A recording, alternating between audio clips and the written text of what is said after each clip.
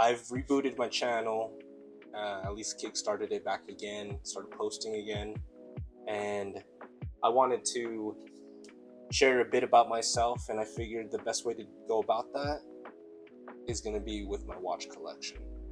Today, that's what I want to do with this video, is just kind of go over not exactly my watch collection, but my core 3-piece watch collection that I am wearing. It's just a little bit about myself. I wanted to go in a little bit about the stories of behind them and what you'll see on my wrist. And if you're new here, my name's Andrew, and I will majorly talk about clothing and different pieces and just the art of styling. But I really do want a core part of the channel to be about watch collecting and watches in general, because I really love it. It's one of my favorite hobbies. This is the best way to kind of introduce myself. We're gonna get right into it. I have 2 pieces here, and I'll show you the last one that's currently on my wrist at the end. But what we have first is gonna be right here on this left side. And this is the Timex Q Reissue 1978 date. This is actually my most recent acquisition to my collection. I got it probably a couple months ago. But I really love this watch. This watch was actually not one that I had my eye on at all whatsoever, to be honest. This was a very spontaneous buy. And part of, I guess, what the story with it and why I bought it is where I got it. It was actually in a Savers thrift store. I was shopping around with my fiance. We were doing just a little shopping spree there, and at least for me, thrift stores in general, but especially specifically Savers, is honestly, it's a jackpot. Like, I always find things there that I either was looking for or I didn't know I was looking for. So if you guys need anything, or you need to take a gander and look for different pieces, unique pieces, you can, and usually at a bargain, go to a thrift store, and we'll cover that more in the channel too. But yeah, this one I found in the jewelry selection, which I always check, and I initially thought it was going to be too small. I have small wrists, very tiny wrists, but it actually fits beautifully. And the best part about this is that I didn't, obviously I know it was a Timex and it looked beautiful. If you can see, this dial is almost like a linen dial. It has vertical striations, or I guess vertical lines going up and down. So it just gives this dial so much hidden depth that you wouldn't see normally, or you wouldn't think to look at. It looks kind of simple when you initially look at it, but the closer you look at it, and I'm going to try to catch some of that, but yeah, you can kind of see that. Super beautiful, and I just loved how it looked. I actually initially grabbed it because I thought it would be a good fit for my fiance, but she's a gold girly, and so silver wasn't going to work. But then I tried it on and I fell in love. So, and for the price that I got it for too, especially for what they were going for before, or like at retail, I got this for it was $20, but then I actually had a coupon just because I'm not like a member, but I have a phone number with them and it gave me the coupon. So I actually got it for $12. So that was an absolute steal. And that is, I guess, the main story with this one. I wear it all the time, and it is just a simple quartz battery function timepiece, so it's pretty loud when you're in a quiet setting. So I wear this to the office a lot, and I can definitely hear it. But I actually like that sound. I know a lot of people don't, especially in the watch community, but I really enjoy it. And again, this watch just looks like it's worth so much more than it actually goes for. Like, some of the other 2 watches that I wear are a bit more expensive, and I feel that aesthetically, at least, that this piece looks on par. doesn't look out of place. It doesn't look like a beater watch or the oddball out of the three. Like it stacks up to the other two with just how it looks with the applied indices there. There's no lume. It looks like it does, but there actually isn't any lume. But yeah, just the dial, the indices, the minimal logging. It is acrylic crystal, so I've already scratched it up. Well, ooh, it's not focusing very well. Yeah, I've already scratched it up a little bit. But yeah, I really love this piece. So, and then again, that's the back. 50 meters water resistance, 35 millimeters, and 40 millimeters lug to lug.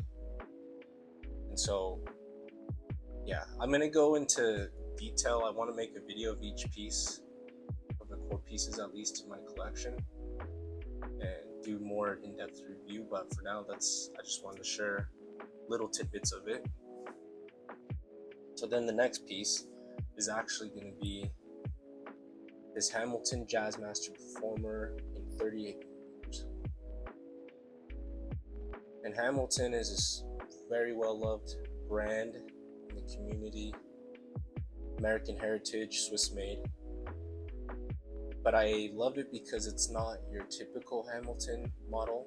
I think the khaki field mechanicals, the khaki field automatics, the Murph, all of those get a ton of love in the community for good reason. I actually have a khaki field. It was my first automatic watch, or first automatic that I bought a few years back. But I felt like I wanted to upgrade it. I love the brand. The sizing's usually pretty good, 38 millimeters. Again, I have smaller wrists, but this watch I think also punches above its weight class, you could say. I think Hamilton is more looked at as an entry level kind of Swiss made luxury watch, entry level luxury, I guess you could say. If you could even call it that. I know it's like varies, it's probably a bit more mid-tier, but depending on who you're talking to at least. But I know for a fact this one was actually second-hand bought, and so I didn't buy it retail, but I think for retail it is closer to 1,000, if not 1,000. But it shows, you can see it. It looks gorgeous. The indices are absolutely beautiful. They sparkle when the light hits them. And then there's that beautiful sun ray black dial. Again, minimal logos going on there, or minimal branding. That's the right word. And I've already beat it up. This is, I guess you could consider my beater watch. This is definitely my more sportier watch. I don't mind scuffing up a bit.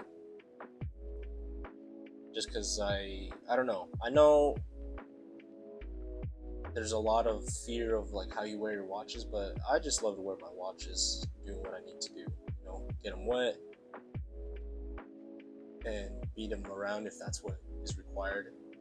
I love the scratches that show up on the watches. I think that is something that I can do to the piece to make it my own, is mark it.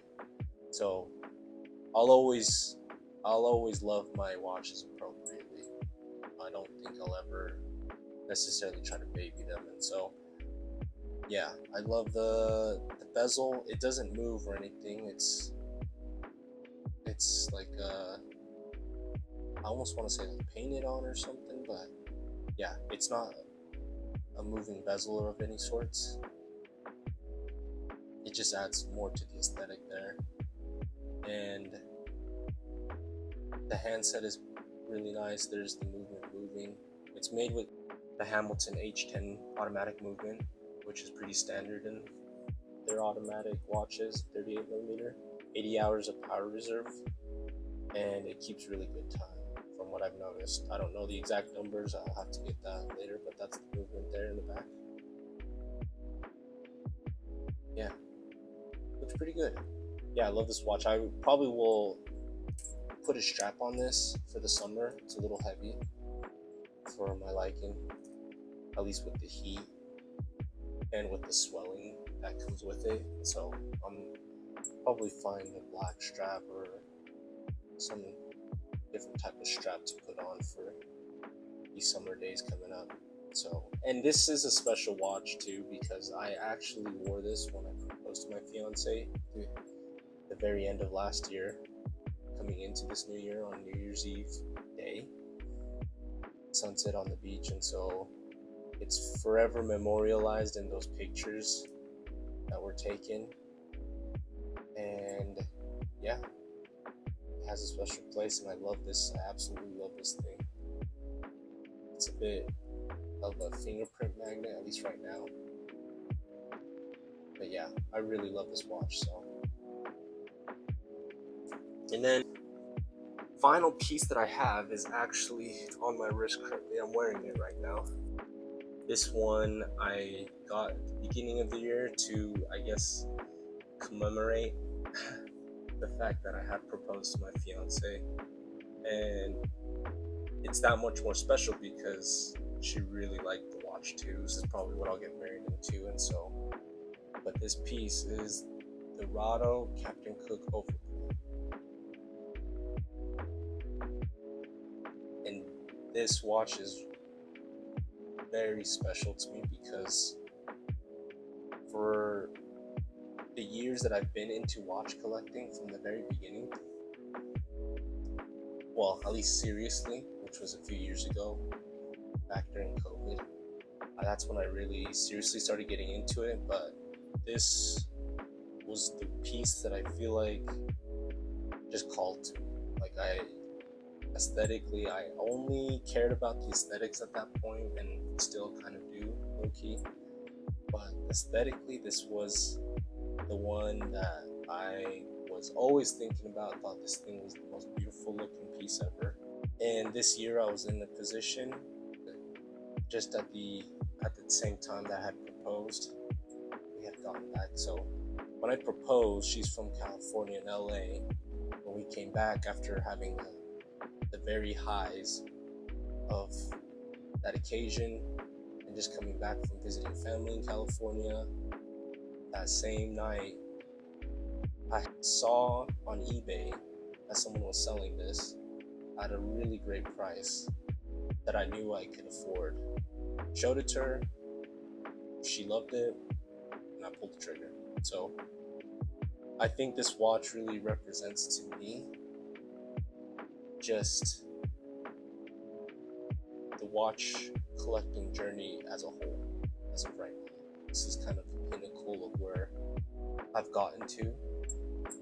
I know it's a little hard in this lighting because it is so reflective,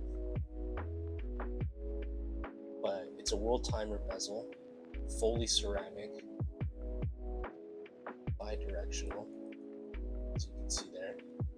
The dial is super reflective and beautiful, and it has so much depth to it. I don't know if you can see it in the recording, but obviously you can see that sapphire crystal. It has good depth to it, or it's really bubbled. And the dial almost looks like on the edges here, it like sinks lower, kind of like a bowl shape in a way. I don't know if that makes sense. I don't know.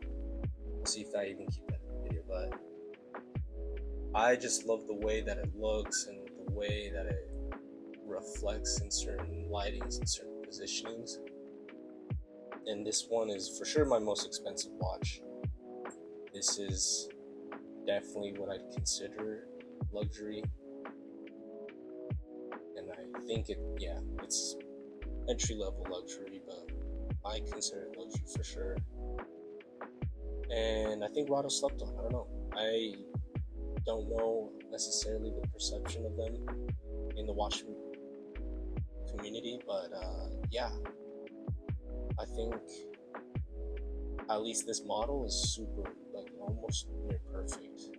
As lume, it's sometimes harder to read the time because everything is so reflective and silver. But a plus with that is that this dial actually is a fume dial, so it's all silver, and on the edges where it kind of sinks down, like I guess, or recesses a bit more. It's black. The one thing I wish it did have is minute markers, but it's okay. It's a small price to pay. It just looks amazing, and it's made with the Rado caliber R862 hand winding, so it's hand wind. I'll show that in action. Yeah, I think that looks really, really pretty.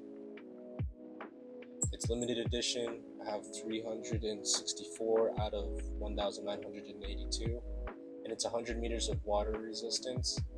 I almost wear this somewhat like a dress watch though, even though it's probably could be considered a sports watch.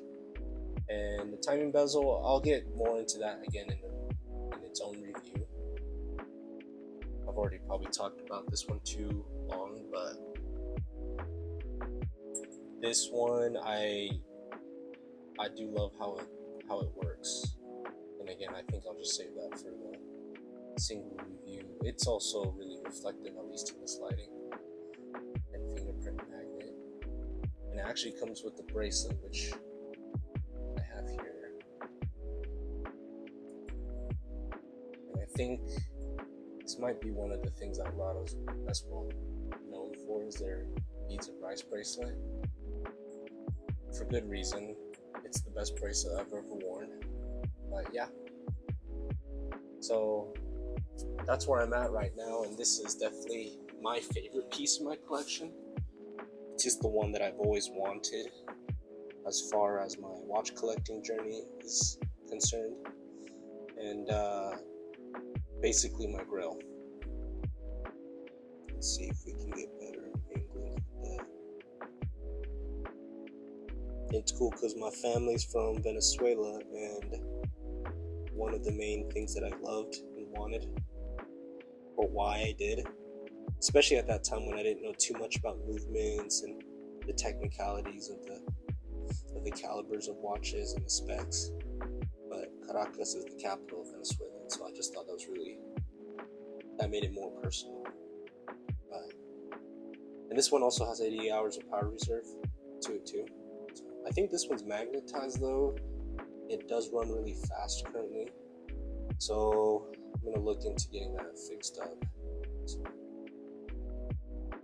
but yeah, anyways, that is my core 3 watch collection currently.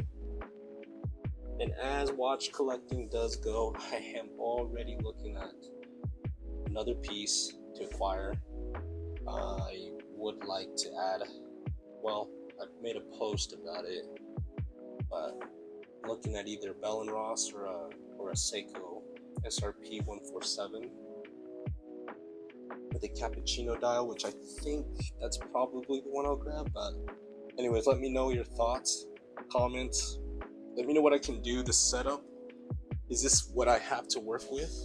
I know it probably wasn't the best, so we'll get better though, and we'll get it more clear and clean, so that way everything you can see. I hope to get some macro shots. That's always the best part of those watch videos that I always watch.